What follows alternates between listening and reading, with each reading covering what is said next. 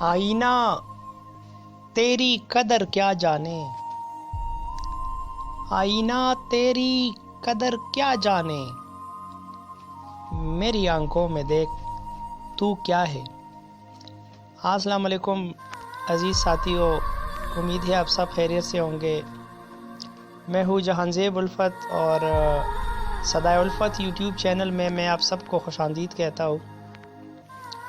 تو عزیز ساتھیو، آج جس غزل کی میں نے انتخاب کی ہے وہ شہریار صاحب کی ایک بہت ہی پیاری اور ایک بہت ہی میٹھی غزل ہے۔ امید ہے آپ سب کو پسند آئے۔ سینے میں جلن آنکھوں میں طوفان سا کیوں ہے،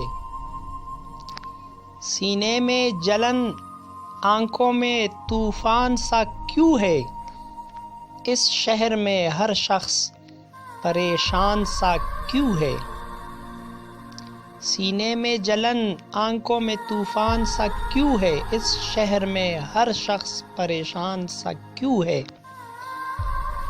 دل ہے تو دھڑکنے کا بہانہ کوئی ڈھونڈے، دل ہے تو دھڑکنے کا بہانہ کوئی ڈھونڈے، پتھر کی طرح بے حس و بے جان سا کیوں ہے، سینے میں جلن آنکھوں میں طوفان سا کیوں ہے، اس شہر میں ہر شخص پریشان سا کیوں ہے۔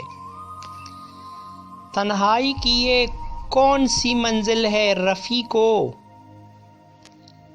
تنہائی کی یہ کون سی منزل ہے رفیقو، تا حد نظر ایک بیابان سا کیوں ہے، سینے میں جلن آنکھوں میں طوفان سا کیوں ہے، اس شہر میں ہر شخص پریشان سا کیوں ہے۔